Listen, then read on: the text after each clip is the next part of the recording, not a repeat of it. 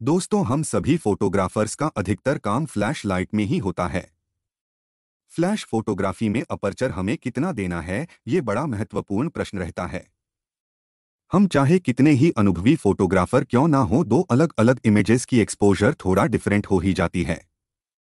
किसी में कम, किसी में ज्यादा, और इनकी तुलना करेक्ट एक्सपोजर वाली इमेजेस से होने लगती है।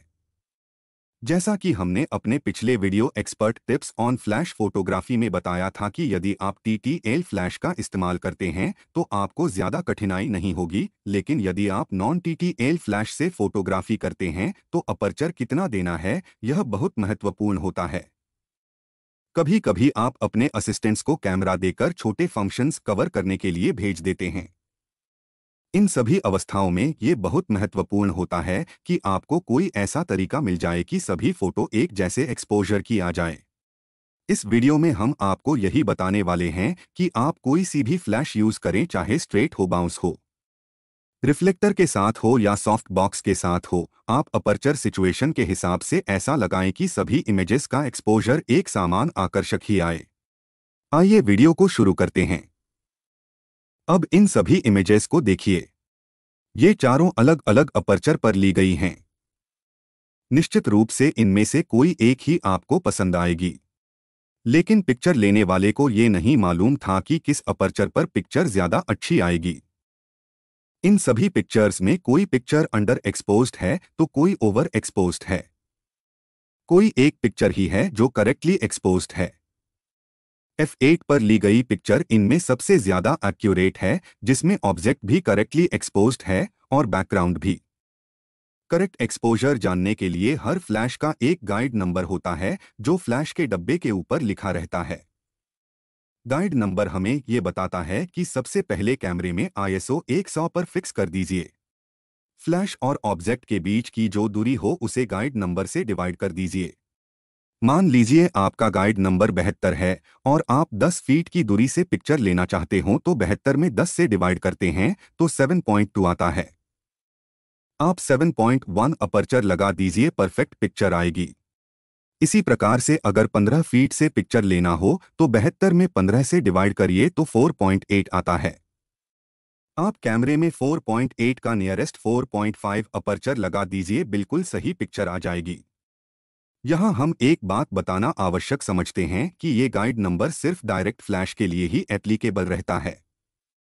अगर हम फ्लैश का बाउंस रिफ्लेक्टर यूज करेंगे या सीलिंग से या अम्ब्रेला से रिफ्लेक्ट करेंगे तो फ्लैश पर लिखा गाइड नंबर काम नहीं करेगा। हमने सबसे पहले जो पिक्चर आपको दिखाई थी वो डायरेक्ट फ्लैश से ली हुई थी, जिसमें थोड़े हार्श शैडोज आ जाते हैं जो किसी को पसंद नहीं आते हैं। ये पिक्चर बाउंस फ्लैश से ली गई है जिसमें शैडोज एलिमिनेट हो गए हैं। अब हम आपको बाउंस फ्लैश का गाइड नंबर निकालना बताते हैं। अपने सब्जेक्ट को 10 फीट की दूरी पर बिठा दीजिए। कैमरे का ISO 100 पर लगा दीजिए। अब आप फ्लैश का रिफ्लेक्टर बाहर करके इसका एंगल 60-70 डिग्री पर करके फ्लैश को कैमरे पर माउंट कर दीजिए। अलग अलग अपर्चर पर पिक्चर लेना शुरू कर दीजिए। जिस अपर्चर पर सबसे अच्छी पिक्चर आई हो उसे 10 फीट यानी 10 से मल्टीप्लाई कर दीजिए। माना कि 5.6 पर अच्छी पिक्चर आई है तो आपके बाउंस फ्लैश का गाइड नंबर 5.6 मल्टीप्लाइड बाई 1056 हो गया, जो कि लाइफ टाइम में एक ही बार कैलकुलेट करना है। आपको जिस डिस्टेंस से पिक्चर लेनी हो इस गाइड नंबर से डिवाइड कर दीजिए। जो संख्या आती हो उसका नियरेस्ट अपर्चर कैमरे में लगा दीजिए। आजकल लगभग सभी लोग बाउंस फ्लैश से ही फोटो लेते हैं, इसलिए आप अलग अलग डिस्टेंस पर आपके बाउंस फ्लैश का अपर्चर क्या होना चाहिए उसे लिखकर अपनी फ्लैश पर चिपका भी सकते हैं। आपको बार बार अपर्चर कैलकुलेट नहीं करना पड़ेगा। सिंपली दूरी को देखो और चार्ट में अपर्चर देखो और कैमरे में लगाकर पिक्चर ले लीजिए। यदि आपका कोई असिस्टेंट भी पिक्चर लेने जाएगा तो आसानी से बेस्ट सूटेबल अपर्चर लगाकर अच्छी से अच्छी पिक्चर ले सकते हैं। यदि हम किसी बंद कमरे या हॉल में फोटो ले रहे हों और उस कमरे की छत सफेद रंग की हो तो छत से फ्लैश लाइट को बाउंस कराकर भी पिक्चर ली जा सकती है। इसके दो फायदे होंगे।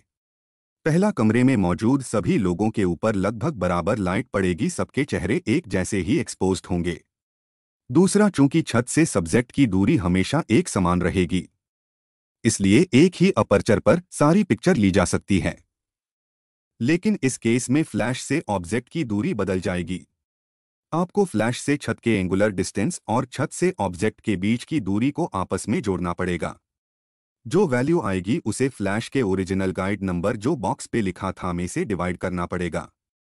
जो वैल्यू आएगी वो ही अपर्चर लगाकर कमरे के किसी भी एंगल से किसी की भी पिक्चर ले सकते हैं। एक्सपोजर एक जैसा ही आएगा। फ्लैश फोटोग्राफी में कभी कभी ऐसे भी मौके आते हैं जब आप ना तो आईएसओ बदलना चाहते हैं और ना ही अपर्चर बदलना चाहते हैं। ऐसी स्थिति प्रायः तब आती है जब हम बड़े अपर्चर पर क्लोजअप शॉट्स लेना चाहते हैं। मान लीजिए आपने सबसे छोटा आईएसओ लगाया हो और आप बड़ा से बड़ा अपर्चर लगाकर ब्राइड या ग्रूम या किसी और का भी क्लोज पोर्ट्रेट लेना चाहते हो ताकि बैकग्राउंड ब्लर्ड करके थोड़ा अच्छा बुके इफेक्ट आ जाए। कभी कभी ऐसे हो जाता है कि छोटा से छोटा आईएसओ लगाने के बाद भी पिक्चर ओवर एक्सपोज होने लगती है। इन परिस्थितियों में हम फ्लैश की पावर से एक्सपोजर को कंट्रोल करते हैं। फ्लैश की पावर को जनरली हाफ से लेकर 1/128वें भाग तक रिड्यूस किया जा सकता है। यहां हम एक डेमो फोटो शूट दिखा रहे हैं जिसमें आईएसओ 100 लगा हुआ है, अपर्चर 1.8 लगा है और पिक्चर फ्लैश की पावर से कंट्रोल की जा रही है। पहली पिक्चर फुल फ्लैश पावर में ली गई है जिसमें पिक्चर पूरी तरह से बर्न हो गई है। आप देखिए जैसे जैसे पावर कम हो रही है एक्सपोजर क्वालिटी इंप्रूव होती जा रही है। फ्लैश पावर को भी डिस्टेंस के हिसाब से घटाया बढ़ाया जा सकता है। ये तरीका उतना एक्यूरेट नहीं है क्योंकि पावर कम ज्यादा करने में एक्सपोजर या तो बहुत कम हो जाता है या बहुत ज्यादा हो जाता है। इसमें फाइन कंट्रोल नहीं होता है। इसीलिए मैं सबको TTL फ्लैश यूज करने की सलाह देता हूं। फोटोग्राफर्स अपनी फ्लैश की लाइट को डिफ्यूज करने के लिए तरह तरह के उपाय करते हैं। कोई फ्लैश के सामने व्हाइट केप लगा देता है, कोई एक छोटा व्हाइट कपड़े का रिफ्लेक्टर फ्लैश पर माउंट कर देता है, कोई सॉफ्ट बॉक्स यूज करता है, कोई व्हाइट अम्ब्रेला से लाइट रिफ्लेक्ट कराता है। इन सभी तरीकों में बेसिक प्रिंसिपल सेम ही रहेगा। आपको अपनी फ्लैश को जिस भी रिफ्लेक्टर के साथ इस्तेमाल कर रहे हों ऑब्जेक्ट से 10 फीट की दूरी से 100 आईएसओ पर अलग अलग अपर्चर पर पिक्चर्स लेनी होंगी। बेस्ट पिक्चर के अपर्चर को 10 से मल्टीप्लाई करना होगा। जो वैल्यू आएगी वो आपके फ्लैश और रिफ्लेक्टर का गाइड नंबर होगी। इसी प्रकार आपके पास जितने तरह के रिफ्लेक्टर और डिफ्यूजर हों उन सभी का गाइड नंबर निकालकर एक जगह लिख सकते हैं। ये एक्सरसाइज सिर्फ एक बार करना है। आप जब भी इनमें से कोई भी डिफ्यूजर या रिफ्लेक्टर यूज करेंगे सिर्फ डिस्टेंस से उनके गाइड नंबर्स को डिवाइड कर दीजिएगा। आपका रिक्वायर्ड अपर्चर आ जाएगा। शुरू में आपको यह एक्सरसाइज भारी लग सकती है लेकिन इस मेथड से आपकी एक भी पिक्चर खराब नहीं हो। दूरी के हिसाब से अपर्चर भी आपको कुछ दिनों में ज़बानी याद हो जाएगा। आखिरी में एक बात और बताना मैं ज़रूरी समझता हूं कि हमने अभी तक जो भी बातें बताई हैं वो सिर्फ 100 आईएसओ को ध्यान में रखकर बताई हैं क्योंकि आईएसओ मतलब इंटरनेशनल स्टैंडर्ड ऑर्गेनाइजेशन की तरफ से सारी एक्सरसाइज 100 आईएसओ पर ही की गई है। आजकल फ्लैश फोटोग्राफी में कोई भी 100 आईएसओ यूज नहीं करता है, इसलिए आप 1000 आईएसओ के हिसाब से अलग से गाइड नंबर कैलकुलेट कर सकते हैं।